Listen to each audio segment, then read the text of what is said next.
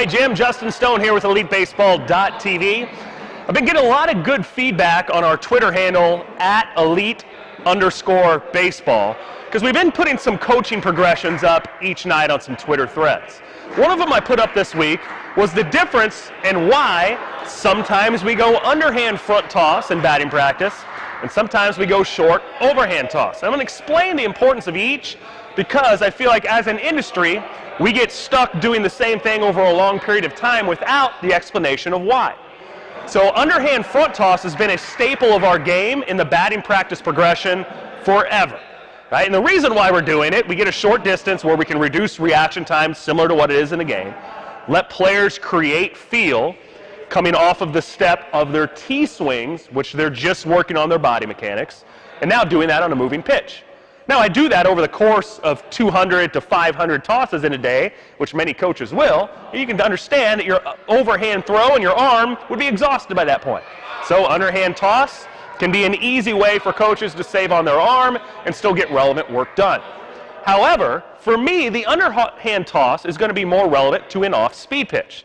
In the work I do with most hitters, I always start slow before I work fast, just to give them a non-threatening way to work on the body feels that we got off of the tee. It's the next step in the progression. But at some point, we have to challenge players with what they're going to see in a game, and of course that's going to be with the fastball. And when I train guys, I want to train them for the fastest fastball that they're going to see, and we work down everything else from there. So when I'm going underhand front toss, because of the arc of the throw, oftentimes these balls are going to have some arch on it, and this would be more relative to what we're going to see in an off-speed pitch, a ball that's changing planes. So when I work velocity or when I work on the fastball, I'm changing that underhand front toss to going on to one knee, two knees, or a bucket, and going overhand toss. Now this angle of the pitch is coming in flatter. It's more simulating a fastball higher in the zone. So if I want to really simulate the four-seam fastball, which has become a huge part of our professional game today, where guys throwing 95 and above are attacking the top of the zone because many players today are trying to get the ball in the air, thus have a lot of lift and launch in their swing. So when I throw four-seamers at the top of the zone, it has to change posture, which the player has to really make sure that they hone in on and pick correctly in order to be able to catch up to that four-seam fastball. If they tilt underneath it and try to get back up to it, that ball is by them. So we need to simulate that in practice, which is where I think it's valuable that we go overhand toss from a short distance as much as we're going the underhand toss at a short distance. So there's practical uses for both of these. Don't get stuck into one pattern. And when I start doing variability training where I'm going fastballs and off-speed pitches, I will do that from a kneeling position overhand as well.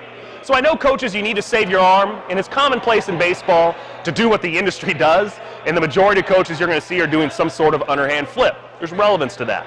But just because it's always been done that way doesn't mean we have to continue to do it that way. So find now why that overhand toss short to your players too is going to be valuable and something you need to insert into your practice plans with regularity. To see those practice plans, come check us out today at EliteBaseball.tv. We have a ton of exciting things coming up in this offseason that I'm doing on an everyday basis in the cage, and that's what you come to our members blogs for and why you come to Jim's awesome podcast. So until next time, this is Justin Stone with EliteBaseball.tv, and we'll see you on the field.